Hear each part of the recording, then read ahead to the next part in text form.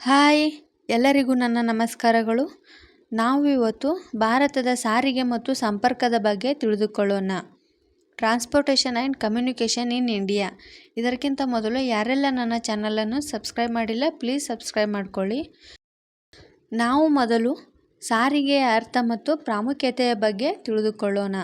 ಅರ್ಥ: ಸರಕು, ಸೇವೆ ಮತ್ತು ಪ್ರಯಾಣಿಕರನ್ನು ಒಂದು ಕಡೆಯಿಂದ ಮತ್ತೊಂದು ಕಡೆಗೆ ಸಾಗಿಸುವುದನ್ನು ನಾವು ಸಾರಿಗೆ ಎಂದು ಕರೆಯುತ್ತೇವೆ. ಇದು ಸ್ಥಳ ಮತ್ತು ಕಾಲದ ಉಪಯುಕ್ತತೆಯನ್ನು ಪೂರೈಸುತ್ತದೆ. ಉತ್ಪಾದನೆ, ವಿತರಣೆ, ವಿನಿಮಯ ಹಾಗೂ ಇತರ ಎಲ್ಲ ಸಂಬಂಧಪಟ್ಟ ಕಾರ್ಯನಿರ್ವಹಣೆಗೆ ಸಂಪರ್ಕ ಕಲ್ಪಿಸುತ್ತದೆ.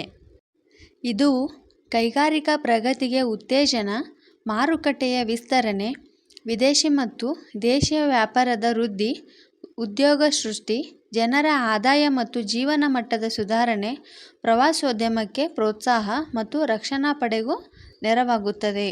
ಈ ಸಾರಿಗೆಯನ್ನು ನಾವು 3 ವಿಧಗಳಾಗಿ ವಿಂಗಡಿಸುತ್ತೇವೆ: ಭೂ ಸಾರಿಗೆ, ಜಲ ಸಾರಿಗೆ ಮತ್ತು ವಾಯು ಸಾರಿಗೆ. ಭೂ ಸಾರಿಗೆಯಲ್ಲಿ ಮತ್ತೆ 3 ವಿಧಗಳಾಗಿ ರಸ್ತೆ ಸಾರಿಗೆ, ರೈಲು ಸಾರಿಗೆ ಮತ್ತು ಕೊಳವೆ ಸಾರಿಗೆ ಎಂದು. ಹಾಗೆ ಜಲ ಸಾರಿಗೆಯಲ್ಲಿ 2 ವಿಧಗಳನ್ನು ನಾವು ನೋಡುತ್ತೇವೆ: ಒಳನಾಡಿನ ಜಲ ಸಾರಿಗೆ ಮತ್ತು ಸಾಗರ ಜಲ ಸಾರಿಗೆ. ಹಾಗೆ ವಾಯು ಸಾರಿಗೆಯನ್ನು ಅಂತಾರಾಷ್ಟ್ರೀಯ ವಾಯು ಸಾರಿಗೆ ಮತ್ತು ರಾಷ್ಟ್ರೀಯ ವಾಯು ಸಾರಿಗೆ ಎಂದು 2 ವಿಧಗಳನ್ನು ನಾವು ಇಲ್ಲಿ ನೋಡುತ್ತೇವೆ. ನಾವು ಮೊದಲು ಭೂ ಸಾರಿಗೆಯ ವಿಧವಾದ ರಸ್ತೆ ಸಾರಿಗೆಯ ಬಗ್ಗೆ ತಿಳಿದುಕೊಳ್ಳೋಣ. ಭಾರತವು ವಿಶ್ವದಲ್ಲಿ ಅತಿ ಹೆಚ್ಚು ರಸ್ತೆ ಜಾಲವನ್ನು ಹೊಂದಿರುವ ರಾಷ್ಟ್ರಗಳಲ್ಲಿ ಅಮೆರಿಕ ನಂತರ 2ನೇ ಸ್ಥಾನದಲ್ಲಿದೆ. ಭಾರತವು ಹಳ್ಳಿ ಪ್ರಧಾನ ದೇಶ ಹಾಗೂ ಕೃಷಿ ಪ್ರಧಾನ ರಾಷ್ಟ್ರ ಆಗಿರುವುದರಿಂದ ದೇಶದ ಕೃಷಿ ಮತ್ತು ಗ್ರಾಮೀಣ ಕೈಗಾರಿಕೆಗಳ ಪ್ರಗತಿಗಾಗಿ ರಸ್ತೆಗಳು ಅತ್ಯವಶ್ಯಕವಾಗಿವೆ. ರಸ್ತೆ ಮಾರ್ಗವನ್ನು ಬಳಸಿಕೊಂಡು ಉತ್ಪನ್ನಗಳನ್ನು ಅಥವಾ ವ್ಯಕ್ತಿಗಳನ್ನು ಒಂದು ಸ್ಥಳದಿಂದ ಇನ್ನೊಂದು ಸ್ಥಳಕ್ಕೆ ಸಾಗಿಸುವುದನ್ನು ನಾವು ರಸ್ತೆ ಸಾರಿಗೆ ಎಂದು ಕರೆಯುತ್ತೇವೆ. ರಸ್ತೆಗಳನ್ನು ಸುಲಭವಾಗಿ ಕಡಿಮೆ ವೆಚ್ಚದಲ್ಲಿ ನಿರ್ಮಿಸಬಹುದು. ಇದರಿಂದ ಪ್ರಯಾಣಿಕರು ತಮ್ಮ ಸರಕುಗಳನ್ನು ರಾಜ್ಯದ ಮೂಲೆ ಮೂಲೆಗಳಲ್ಲಿಯೂ ಸಾಗಿಸಬಹುದಾಗಿದೆ.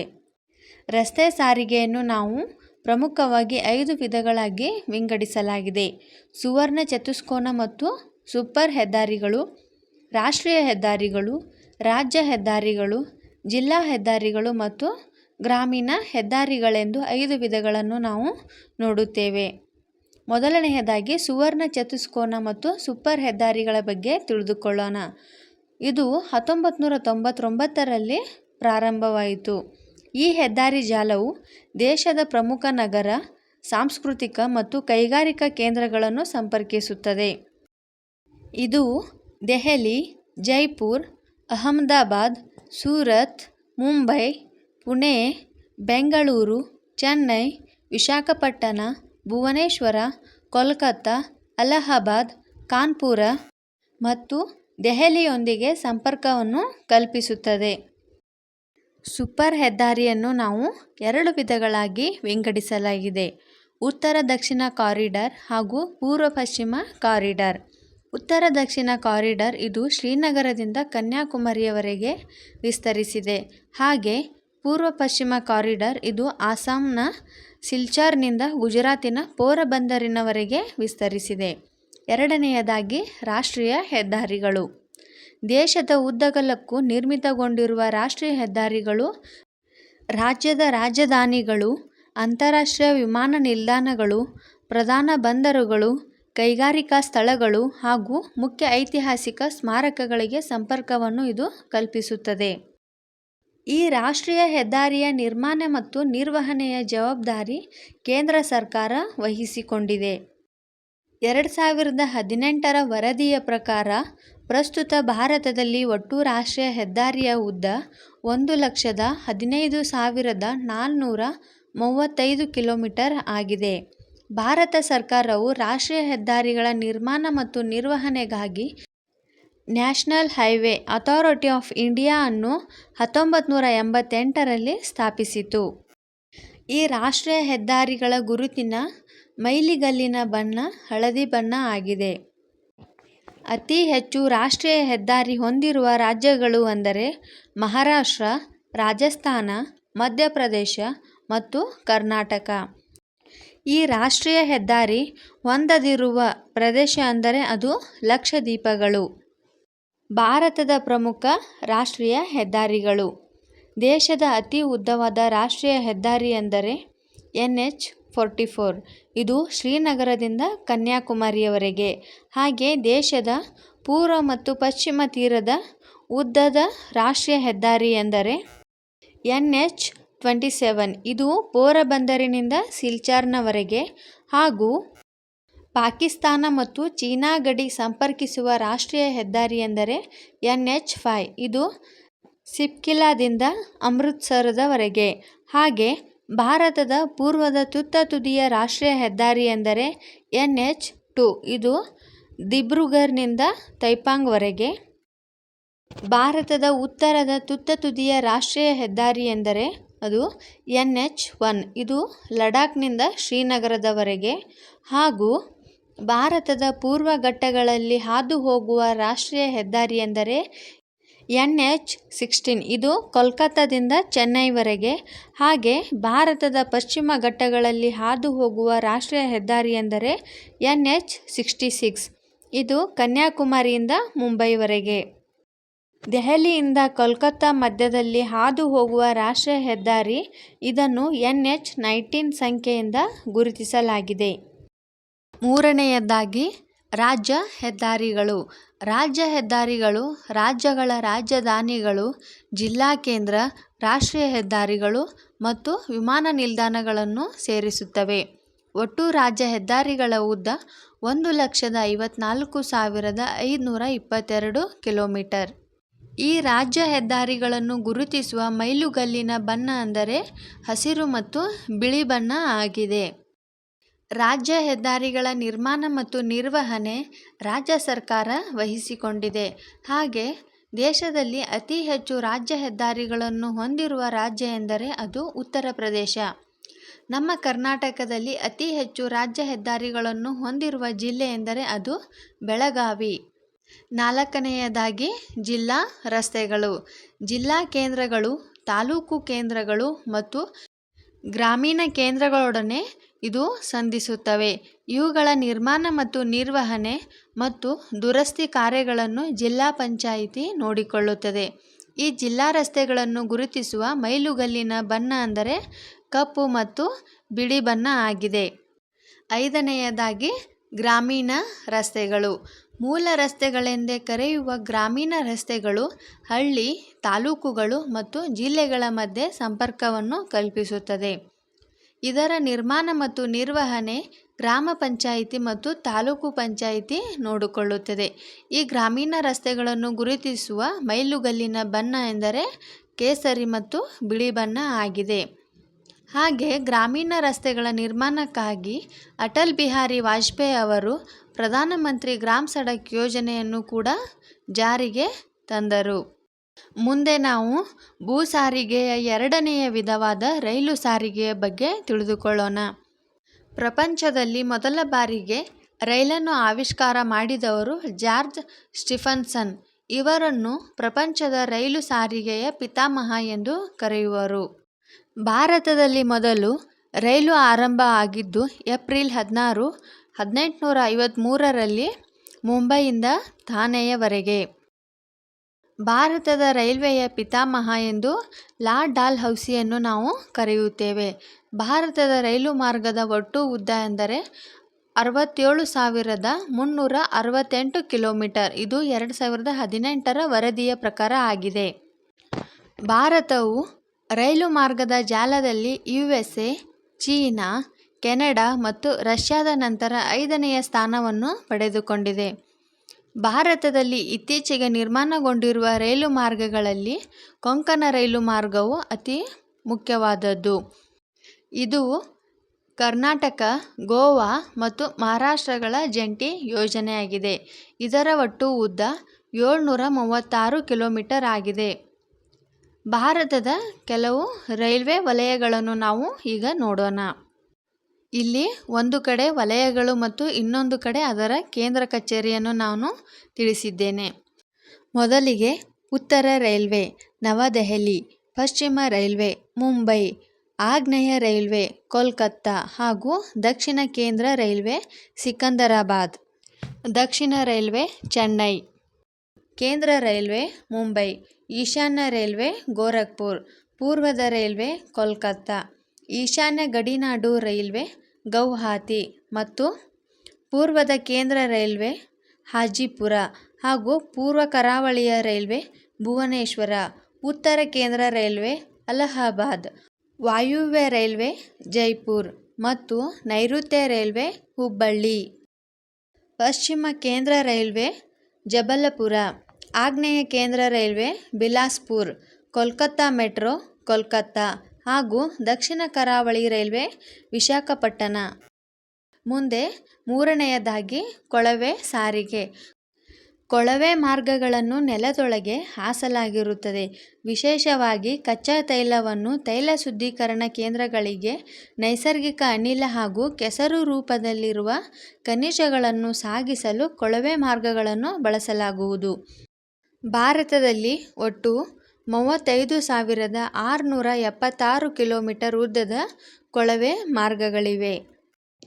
ಮುಂದೆ ಹಜಿರಾ, ಬಿಜೈಪುರ, ಜಗದೀಶ್ಪುರ, ಇದನ್ನು HBJ ಎಂದು ಕರೆಯಲಾಗುತ್ತದೆ. ಈ ಅನಿಲ ಕೊಳವೆ ಮಾರ್ಗವು ಭಾರತದಲ್ಲಿಯೇ ಅತಿ ಉದ್ದವಾದ ಕೊಳವೆ ಮಾರ್ಗವಾಗಿದೆ. ಹಜಿರಾ ಎಂಬುದು ಗುಜರಾತ್ ರಾಜ್ಯದಲ್ಲಿ, ಬಿಜಯಪುರ ಎಂಬುದು ಮಧ್ಯಪ್ರದೇಶ ರಾಜ್ಯದಲ್ಲಿ ಹಾಗೂ ಜಗದೀಶ್ಪುರ ಎಂಬುದು ಉತ್ತರ ಪ್ರದೇಶ ರಾಜ್ಯದಲ್ಲಿದೆ. ಮುಂದೆ ಜಲ ಸಾರಿಗೆಯ ಬಗ್ಗೆ ತಿಳಿದುಕೊಳ್ಳೋಣ. ಈ ಜಲ ಸಾರಿಗೆಯನ್ನು ನಾವು 2 ವಿಧಗಳಾಗಿ ವಿಂಗಡಿಸಲಾಗಿದೆ: ಒಳನಾಡಿನ ಜಲ ಸಾರಿಗೆ ಮತ್ತು ಸಾಗರ ಜಲ ಸಾರಿಗೆ. ಮೊದಲಿಗೆ ಒಳನಾಡಿನ ಜಲ ಸಾರಿಗೆ ಎಂದರೇನು ನೋಡೋಣ. ಸ್ವಾಭಾವಿಕವಾದ ನದಿಗಳು, ಸರೋವರಗಳು ಮತ್ತು ಕೃತಕವಾದ ಕಾಲುವೆಗಳ ಮೂಲಕ ಆಂತರಿಕವಾಗಿ ಹಡಗು ಅಥವಾ ದೋಣಿಗಳಲ್ಲಿ ಸರಕು ಮತ್ತು ಪ್ರಯಾಣಿಕರನ್ನು ಸಾಗಿಸುವ ವ್ಯವಸ್ಥೆಯನ್ನು ನಾವು ಒಳನಾಡಿನ ಜಲ ಸಾರಿಗೆ ಎಂದು ಕರೆಯುತ್ತೇವೆ. ಮುಂದೆ ಅತಿ ಹೆಚ್ಚು ಜಲ ಸಾರಿಗೆ ಹೊಂದಿರುವ ರಾಜ್ಯ ಎಂದರೆ ಉತ್ತರ ಪ್ರದೇಶ. ಭಾರತದ ಆಂತರಿಕ ಜಲ ಸಾರಿಗೆಯ ಪ್ರಾಧಿಕಾರವನ್ನು 1986ರಲ್ಲಿ ಸ್ಥಾಪನೆ ಮಾಡಲಾಯಿತು. ಇದರ ಕೇಂದ್ರ ಕಚೇರಿ ಉತ್ತರ ಪ್ರದೇಶದ ನೋಯ್ಡಾದಲ್ಲಿದೆ. ಎರಡನೆಯದಾಗಿ ಸಾಗರ ಜಲ ಸಾರಿಗೆ. ಸಮುದ್ರ ಹಾಗೂ ಸಾಗರಗಳ ಮೂಲಕ ಏರ್ಪಡುವ ನೌಕಾಯಾನವೇ ಸಾಗರ ಜಲ ಸಾರಿಗೆಯಾಗಿದೆ. ದೇಶದ ವಿದೇಶಿ ವ್ಯಾಪಾರದಲ್ಲಿ 85% ಭಾಗವು ಸಾಗರ ಮಾರ್ಗದ ಮೂಲಕ ಸಾಗುತ್ತದೆ. ಈ ಸಾಗರ ಜಲ ಸಾರಿಗೆಯಲ್ಲಿ ಬಂದರುಗಳು ಪ್ರಮುಖ ಪಾತ್ರ ವಹಿಸುತ್ತವೆ. ಸರಕು ತುಂಬಲು ಮತ್ತು ಇಳಿಸುವುದಕ್ಕಾಗಿ ಹಡಗು ತಂಗುವ ಸ್ಥಳವನ್ನು ನಾವು ಬಂದರುಗಳು ಎಂದು ಕರೆಯುತ್ತೇವೆ. ಇದು ಭೂಮಾರ್ಗ ಮತ್ತು ಸಮುದ್ರ ಮಾರ್ಗ ಸಂಧಿಸುವ ಸ್ಥಳವಾಗಿದೆ. ಕೈಗಾರಿಕೆಗಳಿಗೆ ಬೇಕಾದ ಕಚ್ಚಾ ವಸ್ತುಗಳನ್ನು, ಅತಿ ಭಾರವಾದ ಪದಾರ್ಥಗಳನ್ನು, ಖನಿಜಗಳು, ದ್ರವರೂಪದ ತೈಲ, ಕಲ್ಲಿದ್ದಲು, ಕೆಡದಂತಹ ಆಹಾರ ಪದಾರ್ಥಗಳು, ರಬ್ಬರ್, ಚರ್ಮ, ಕಾಫಿ, ಚಹಾ, ತಂಬಾಕು, ಕೃಷಿ ಉಪಕರಣಗಳು ಮೊದಲಾದವುಗಳನ್ನು ಸಾಗಿಸಲು ಜಲಮಾರ್ಗವು ಅತ್ಯಂತ ಸೂಕ್ತ ಹಾಗೂ ಸುರಕ್ಷಿತವಾಗಿವೆ. ಪ್ರಸ್ತುತ ಭಾರತದಲ್ಲಿ 14 ಬಂದರುಗಳಿದ್ದು ಅವುಗಳಲ್ಲಿ 6 ಪಶ್ಚಿಮ ತೀರದಲ್ಲಿ ಮತ್ತು 7 ಪೂರ್ವ ತೀರದಲ್ಲಿ ನೆಲೆಸಿವೆ. ಈಗ ಪಶ್ಚಿಮ ತೀರದ ಬಂದರುಗಳನ್ನು ನಾವು ನೋಡೋಣ. ಮೊದಲಿಗೆ ಕಾಂಡ್ಲಾ ಬಂದರು. ಇದು ಗುಜರಾತಿನ ಕಚ್ ಕಾರ್ಯ ಶಿರೋಭಾಗದಲ್ಲಿದೆ. ಇದನ್ನು ಉಬ್ಬರವಿಳಿತ ಬಂದರು ಎಂದು ಕರೆಯಲಾಗಿದ್ದು, ಆದರೆ ಇದನ್ನು ಈಗ ದೀನದಯಾಳ ಉಪಾಧ್ಯಾಯ ಬಂದರು ಎಂದು ಮರುನಾಮಕರಣ ಮಾಡಿದ್ದಾರೆ. ಮುಂದೆ ಮುಂಬೈ ಬಂದರು. ಇದು ಮಹಾರಾಷ್ಟ್ರದಲ್ಲಿದ್ದು ಇದನ್ನು ಭಾರತದ ಹೆಬ್ಬಾಗಿಲು ಎಂದು ಕರೆಯುತ್ತಾರೆ. ಮರ್ಮಗೋವಾ ಬಂದರು. ಇದು ದೇಶದ ಅತಿ ಚಿಕ್ಕ ಬಂದರು ಆಗಿದೆ. ಇದು ಗೋವಾ ರಾಜ್ಯದಲ್ಲಿ ಜುವಾರಿ ನದಿಯ ಅಳಿವಿನಂಚಿನಲ್ಲಿದೆ. ಹಾಗೆ ನವಮಂಗಳೂರು ಬಂದರು. ಈ ಬಂದರು ಗುರುಪುರ ನದಿಯ ಎತ್ತರದ ಪನಂಬೂರಿನಲ್ಲಿ ನಿರ್ಮಾಣವಾಗಿದೆ. ಇದನ್ನು ಕರ್ನಾಟಕದ ಹೆಬ್ಬಾಗಿಲು ಎಂದು ಕರೆಯುತ್ತಾರೆ.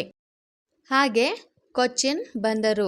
ಇದು ದೇಶದ ಅತಿ ಸುಂದರವಾದ ಬಂದರು ಆಗಿದ್ದು ಇದನ್ನು ಅರಬ್ಬಿ ಸಮುದ್ರದ ರಾಣಿ ಎಂದು ಹಾಗೂ ಮಸಾಲೆ ಬಂದರು ಮತ್ತು ಪೂರ್ವದ ವೆನಿಸ್ ಎಂದು ಕರೆಯುತ್ತಾರೆ. ಇದರ ಪಕ್ಕದಲ್ಲಿ ಕೊಲ್ಲಂ ಬಂದರಿದ್ದು ಅದನ್ನು ಅರಬ್ಬಿ ಸಮುದ್ರದ ರಾಜ ಎಂದು ಕರೆಯುತ್ತಾರೆ. ಇದು ಕೇರಳ ರಾಜ್ಯದಲ್ಲಿದೆ. ಮುಂದೆ ನವಸೇವಾ ಬಂದರು. ಇದನ್ನು ಜವಾಹರಲಾಲ್ ನೆಹರು ಬಂದರು ಎಂದು ಕರೆಯುತ್ತಾರೆ. ಇದು ಎಲಿಫೆಂಟಾ ದ್ವೀಪದಿಂದ ಮುಂಬೈ ಬಂದರಿನ ಪೂರ್ವ ತೀರದಲ್ಲಿದೆ. ಹಾಗೆ ಪೂರ್ವ ತೀರದ ಬಂದರುಗಳನ್ನು ನಾವು ಈಗ ನೋಡೋಣ. ಮೊದಲನೆಯದಾಗಿ ತೂತುಕುಡಿ ಬಂದರು. ಇದನ್ನು ಟುಟಿಕೋರಿನ್ ಬಂದರು ಮತ್ತು ಚಿದಂಬರಂ ಬಂದರು ಎಂದು ಕರೆಯುತ್ತಾರೆ. ಇದು ತಮಿಳುನಾಡಿನ ಕರಾವಳಿಯ ಆಗ್ನೇಯ ಭಾಗದಲ್ಲಿದೆ. ಹಾಗೆ ಚೆನ್ನೈ ಬಂದರು. ಇದು ತಮಿಳುನಾಡಿನಲ್ಲಿದ್ದು ಇದನ್ನು ದಕ್ಷಿಣ ಭಾರತದ ಹೆಬ್ಬಾಗಿಲು ಎಂದು ಕರೆಯುತ್ತಾರೆ. ಮುಂದೆ ಎನ್ನೋರ ಬಂದರು. ಇದು ತಮಿಳುನಾಡಿನ ಚೆನ್ನೈನಲ್ಲಿದ್ದು ಭಾರತದ ಏಕೈಕ ಖಾಸಗಿ ಬಂದರಾಗಿದೆ. ವಿಶಾಖಪಟ್ಟಣಂ ಬಂದರು. ಇದು ಆಂಧ್ರ ಪ್ರದೇಶದಲ್ಲಿದ್ದು ಭೂಭಾಗದಿಂದ ಸುತ್ತುವರೆದ ಆಳವಾದ ಮತ್ತು ಸುರಕ್ಷಿತ ಬಂದರು ಆಗಿದೆ. ಹಾಗೆ ಪಾರಾದೀಪ ಬಂದರು.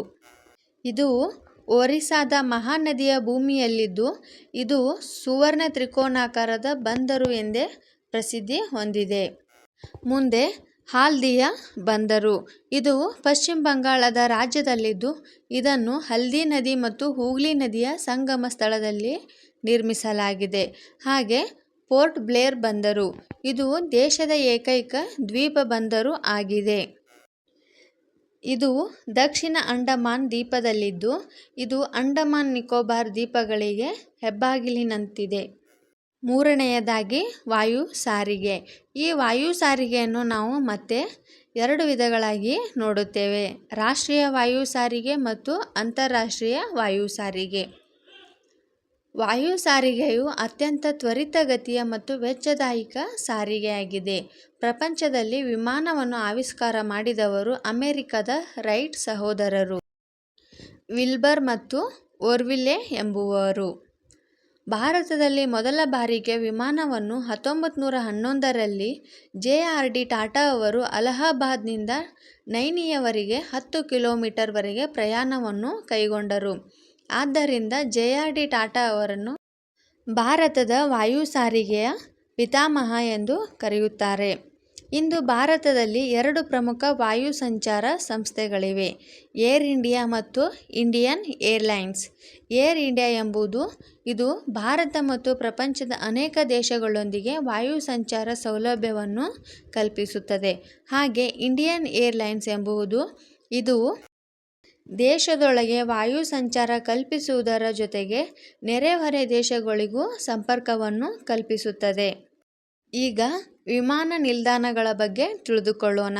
ಪ್ರಸ್ತುತ ಭಾರತದಲ್ಲಿ ಒಟ್ಟು 104 ಆಂತರಿಕ ವಿಮಾನ ನಿಲ್ದಾಣಗಳು ಮತ್ತು 21 ಅಂತಾರಾಷ್ಟ್ರೀಯ ವಿಮಾನ ನಿಲ್ದಾಣಗಳು ಒಟ್ಟು 125 ವಿಮಾನ ನಿಲ್ದಾಣಗಳು ಭಾರತದಲ್ಲಿವೆ. ಈಗ ನಾವು ಭಾರತದ ಪ್ರಮುಖ ವಿಮಾನ ನಿಲ್ದಾಣಗಳನ್ನು ನೋಡೋಣ. ಮೊದಲನೆಯದಾಗಿ ಛತ್ರಪತಿ ಶಿವಾಜಿ ಅಂತಾರಾಷ್ಟ್ರೀಯ ವಿಮಾನ ನಿಲ್ದಾಣ. ಇದು ಮುಂಬೈನಲ್ಲಿದ್ದು ಹಾಗೆ ಇಂದಿರಾ ಗಾಂಧಿ ಅಂತಾರಾಷ್ಟ್ರೀಯ ವಿಮಾನ ನಿಲ್ದಾಣ ದೆಹಲಿ. ಚೆನ್ನೈ ಅಂತಾರಾಷ್ಟ್ರೀಯ ವಿಮಾನ ನಿಲ್ದಾಣ ಇದು ಚೆನ್ನೈನಲ್ಲಿದೆ. ಹಾಗೂ ನೇತಾಜಿ ಸುಭಾಷ್ ಚಂದ್ರ ಬೋಸ್ ವಿಮಾನ ನಿಲ್ದಾಣ ಕೋಲ್ಕತ್ತಾ. ಕೆಂಪೇಗೌಡ ಅಂತಾರಾಷ್ಟ್ರೀಯ ವಿಮಾನ ನಿಲ್ದಾಣ ಬೆಂಗಳೂರು. ಕೊಚ್ಚಿ ಅಂತಾರಾಷ್ಟ್ರೀಯ ವಿಮಾನ ನಿಲ್ದಾಣ ಕೊಚ್ಚಿ. ಕೋಜಿಕೋಡ್ ಅಂತಾರಾಷ್ಟ್ರೀಯ ವಿಮಾನ ನಿಲ್ದಾಣ ಕೇರಳ. ಸರ್ದಾರ್ ವಲ್ಲಭಭಾಯಿ ಪಟೇಲ್ ವಿಮಾನ ನಿಲ್ದಾಣ ಅಹಮದಾಬಾದ್. ರಾಜೀವ್ ಗಾಂಧಿ ಅಂತಾರಾಷ್ಟ್ರೀಯ ವಿಮಾನ ನಿಲ್ದಾಣ ಹೈದರಾಬಾದ್. ಹಾಗೂ ಗೋಪಿನಾಥ ಬೋರ್ಡಲೋಯ್ ಅಂತಾರಾಷ್ಟ್ರೀಯ ವಿಮಾನ ನಿಲ್ದಾಣ ಗುವಾಹಟಿ. ಡಾಕ್ಟರ್ ಬಾಬಾ ಸಾಹೇಬ್ ಅಂಬೇಡ್ಕರ್ ವಿಮಾನ ನಿಲ್ದಾಣ ನಾಗ್ಪುರ್. ಬಿಜು ಪಟ್ನಾಯಕ್ ಏರ್ಪೋರ್ಟ್ ಇದು ಭುವನೇಶ್ವರ. ಚೌಧರಿ ಚರಣ್ ಸಿಂಗ್ ನಿಲ್ದಾಣ ಲಕ್ನೌ.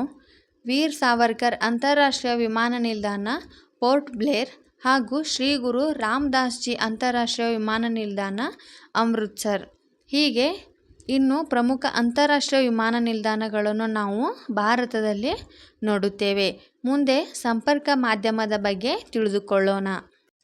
ಒಂದು ಸ್ಥಳದಿಂದ ಇನ್ನೊಂದು ಸ್ಥಳಕ್ಕೆ ಅಥವಾ ಒಬ್ಬ ವ್ಯಕ್ತಿಯಿಂದ ಇನ್ನೊಬ್ಬ ವ್ಯಕ್ತಿಗೆ ಸುದ್ದಿಗಳನ್ನು ಮಾಧ್ಯಮಗಳ ಮೂಲಕ ವರ್ಗಾಯಿಸುವ ಪ್ರಕ್ರಿಯೆಯನ್ನು ನಾವು ಸಂಪರ್ಕ ಎಂದು ಕರೆಯುತ್ತೇವೆ. ಈ ಸಂಪರ್ಕ ಮಾಧ್ಯಮಗಳಾದ ರೇಡಿಯೋ, ಟೆಲಿಗ್ರಾಫ್, ದೂರವಾಣಿ, ವೃತ್ತಪತ್ರಿಕೆಗಳು ಮುಂತಾದವು ಪ್ರಮುಖ ಸಂಪರ್ಕ ಮಾಧ್ಯಮಗಳಾಗಿ ಬಳಸಲಾಗುತ್ತಿದೆ. ಮುಂದೆ ಸಂಪರ್ಕ ಮಾಧ್ಯಮದ ಪ್ರಾಮುಖ್ಯತೆಯ ಬಗ್ಗೆ ತಿಳಿದುಕೊಳ್ಳೋಣ. ಸರ್ಕಾರದ ನೀತಿ ನಿಯಮ ಮತ್ತು ಅಭಿವೃದ್ಧಿ ಕಾರ್ಯಕ್ರಮಗಳ ಬಗ್ಗೆ ಸಾರ್ವಜನಿಕರಲ್ಲಿ ಅರಿವು ಮೂಡಲು ಮತ್ತು ನೈಸರ್ಗಿಕ ವಿಪತ್ತುಗಳು, ವಿನಾಶಗಳು, ಹವಾಗುಣದ ಮುನ್ಸೂಚನೆಗಳನ್ನು ತಿಳಿಯಲು ವ್ಯಾಪಾರ, ವಾಣಿಜ್ಯ, ಕೈಗಾರಿಕೆಗಳು, ಕೃಷಿ ಮುಂತಾದವುಗಳ ಅಭಿವೃದ್ಧಿಗೆ ಮತ್ತು ಮನೋರಂಜನೆ ಮತ್ತು ಪ್ರಪಂಚದ ದಿನನಿತ್ಯದ ಮಾಹಿತಿಗಳನ್ನು ತಿಳಿಸಲು ಅಲ್ಲದೆ ದೇಶದ ಏಕತೆ ಮತ್ತು ಸಮಗ್ರತೆ ನಿರ್ವಹಣೆಗೂ ಸಂಪರ್ಕ ಮಾಧ್ಯಮ ನೆರವಾಗುತ್ತದೆ. ಈ ಸಂಪರ್ಕ ಮಾಧ್ಯಮಗಳಲ್ಲಿ ರೇಡಿಯೋದ ಬಗ್ಗೆ ಇವಾಗ ತಿಳಿದುಕೊಳ್ಳೋಣ. ರೇಡಿಯೋವನ್ನು 1888ರಲ್ಲಿ ಇಟಲಿಯ ಜಿ. ಮಾರ್ಕೋನಿ ಎಂಬುವವರು ಕಂಡುಹಿಡಿದರು. ಭಾರತದಲ್ಲಿ ಮೊದಲ ಬಾರಿಗೆ ರೇಡಿಯೋ ಪ್ರಸಾರವಾಗಿದ್ದು 1923ರಲ್ಲಿ ಮುಂಬಯಿಯಲ್ಲಿ. ಮುಂದೆ 1930ರಲ್ಲಿ ಭಾರತೀಯ ಬ್ರಾಡ್ಕಾಸ್ಟಿಂಗ್ ಸರ್ವಿಸ್ ಎಂಬ ಹೆಸರಿನಿಂದ ದೆಹಲಿಯಲ್ಲಿ ಆರಂಭವಾಯಿತು ಹಾಗೂ 1935ರಲ್ಲಿ ಆಕಾಶವಾಣಿ ಎಂಬ ಹೆಸರಿನಿಂದ ಕರ್ನಾಟಕದ ಮೈಸೂರಿನಲ್ಲಿ ಪ್ರಾರಂಭವಾಯಿತು. 1936ರಲ್ಲಿ AIR ಆಲ್ ಇಂಡಿಯಾ ರೇಡಿಯೋ ಎಂದು ಹೆಸರು ಬದಲಾಯಿಸಿ ಮುಂದೆ 1988ರಲ್ಲಿ ರಾಷ್ಟ್ರೀಯ ಚಾನಲ್ ಆಗಿ ಪ್ರಾರಂಭವಾಯಿತು. ಈಗ ದೂರದರ್ಶನ. ದೂರದರ್ಶನವನ್ನು 20ನೇ ಶತಮಾನದ ಆಶ್ಚರ್ಯ ಪೆಟ್ಟಿಗೆ ಎಂದು ಕರೆಯುತ್ತೇವೆ. ಭಾರತದಲ್ಲಿ ಮೊದಲು AIRನಿಂದ 1859 ಸೆಪ್ಟೆಂಬರ್ 15ರಿಂದ ದೆಹಲಿಯಲ್ಲಿ ಪ್ರಾರಂಭವಾಯಿತು. ಮುಂದೆ 1982ರಲ್ಲಿ ಭಾರತದಲ್ಲಿ ಬಣ್ಣದ ದೂರದರ್ಶನ ಪ್ರಾರಂಭವಾಯಿತು. ಈಗ ಅಂಚೆ ವ್ಯವಸ್ಥೆಯ ಬಗ್ಗೆ ತಿಳಿದುಕೊಳ್ಳೋಣ. 1854ರಲ್ಲಿ ಸರ್ಕಾರವು ಅಂಚೆ ಇಲಾಖೆಯನ್ನು ರಚಿಸಿತು. ಮುಂದೆ 1972ರಲ್ಲಿ ವ್ಯವಸ್ಥೆಯ ಸಮರ್ಪಕ ನಿರ್ವಹಣೆಗಾಗಿ ಅಂಚೆ ಸೂಚಿ ಸಂಖ್ಯೆ ವ್ಯವಸ್ಥೆಯನ್ನು ಜಾರಿಗೆ ತಂದಿತು. ಅಂದರೆ ಪಿನ್, ಪೋಸ್ಟಲ್ ಇಂಡೆಕ್ಸ್ ನಂಬರ್. ಹಾಗೂ 1975ರಲ್ಲಿ ಶೀಘ್ರ ಅಂಚೆ ಸೇವೆ ಸ್ಪೀಡ್ ಪೋಸ್ಟನ್ನು ಒದಗಿಸಿ ಕೊಟ್ಟಿತು. ಟೆಲಿಗ್ರಾಫ್. ಇದನ್ನು 1851ರಲ್ಲಿ ಕಲ್ಕತ್ತಾ ಮತ್ತು ಡೈಮಂಡ್ ಹಾರ್ಬರ್ ನಡುವೆ ಸಂಪರ್ಕ ಕಲ್ಪಿಸಲಾಯಿತು. ಆದರೆ 2013 ಜುಲೈ 15ರಿಂದ ಟೆಲಿಗ್ರಾಫ್ ಸೇವೆಯನ್ನು ರದ್ದುಗೊಳಿಸಲಾಯಿತು. ಈಗ ದೂರವಾಣಿ. ದೂರದಲ್ಲಿರುವ ವ್ಯಕ್ತಿಗಳ ನಡುವಿನ ವಿಚಾರಗಳನ್ನು ನೇರವಾಗಿ ಸಂಭಾಷಣೆಯ ಮೂಲಕ ವಿನಿಮಯ ಮಾಡಿಕೊಳ್ಳುವ ವ್ಯವಸ್ಥೆಯನ್ನು ನಾವು ದೂರವಾಣಿ ಎಂದು ಕರೆಯುತ್ತೇವೆ. ಅಂಚೆ ಮತ್ತು ತಂತಿ ಇಲಾಖೆಯು 1881ರಲ್ಲಿ ದೂರವಾಣಿ ಸೇವೆಯನ್ನು ಆರಂಭಿಸಿತು. ಮುಂದೆ 1960ರಲ್ಲಿ ದೇಶದ ಬೇರೆ ಬೇರೆ ಪ್ರದೇಶಗಳನ್ನು ನೇರವಾಗಿ ಸಂಪರ್ಕಿಸುವ STD ಅಂದರೆ ಸಬ್ಸ್ಕ್ರೈಬರ್ಸ್ ಟ್ರಂಕ್ ಡೈಲಿಂಗ್ ವ್ಯವಸ್ಥೆಯನ್ನು, ಅದೇ ರೀತಿಯಾಗಿ ISD ಅಂದರೆ ಇಂಟರ್ನ್ಯಾಷನಲ್ ಟ್ರಂಕ್ ಡೈಲಿಂಗ್ ಸೇವೆಯನ್ನು 1973ರಲ್ಲಿ ಪ್ರಾರಂಭಿಸಲಾಯಿತು. ಮುಂದೆ ಫ್ಯಾಕ್ಸ್ ಸೇವೆ. ಫ್ಯಾಕ್ಸ್ ಒಂದು ಯಂತ್ರ ಆಗಿದ್ದು ಇದರ ಸಹಾಯದಿಂದ ಮಾಹಿತಿಯನ್ನು ಮೂಲ ರೂಪದಲ್ಲಿ ಸ್ವೀಕರಿಸಿ ಮುದ್ರಿಸುತ್ತದೆ. ಇದರ ಸಹಾಯದಿಂದ ಪತ್ರಗಳನ್ನು ಒಂದು ಕಡೆಯಿಂದ ಮೂಲ ರೂಪದಲ್ಲಿಯೇ ಮತ್ತೊಂದು ಕಡೆಗೆ ರವಾನಿಸಬಹುದು. ಹಾಗೂ ಪತ್ರಿಕೆಗಳು. ಭಾರತದ ಮೊದಲ ಪತ್ರಿಕೆ ದಿ ಬೆಂಗಾಲ್ ಗೆಜೆಟ್ ಹಾಗೂ ಭಾರತದ ಅತ್ಯಂತ ಹಳೆಯ ದಿನಪತ್ರಿಕೆ ಬಾಂಬೆ ಸಮಾಚಾರ್. ಇದರ ಸಂಪಾದಕರು ಫರ್ದೋಂಜಿ ಮುರ್ಜ್ಬನ್ ಎಂಬುವರು. ಹಾಗೆ ಕರ್ನಾಟಕದ ಮೊದಲ ದಿನಪತ್ರಿಕೆ ಮಂಗಳೂರು ಸಮಾಚಾರ. ಇದರ ಸಂಪಾದಕರು ಹರ್ಮನ್ ಮೋಗ್ಲಿಂಗ್. ಹೀಗೆ ನಾವು ಇವತ್ತು ಭಾರತದ ಪ್ರಮುಖ ಸಾರಿಗೆ ಮತ್ತು ಸಂಪರ್ಕ ವ್ಯವಸ್ಥೆಯ ಬಗ್ಗೆ ತಿಳಿದುಕೊಂಡೆವು. ಹೀಗೆ ಇನ್ನೂ ಹೆಚ್ಚಿನ ವಿಡಿಯೋಗಳಿಗಾಗಿ ದಯವಿಟ್ಟು ನನ್ನ ಚಾನಲನ್ನು ಸಬ್ಸ್ಕ್ರೈಬ್ ಮಾಡಿ, ಲೈಕ್ ಮಾಡಿ, ಹಾಗೆ ಫಾಲೋ ಮಾಡಿ.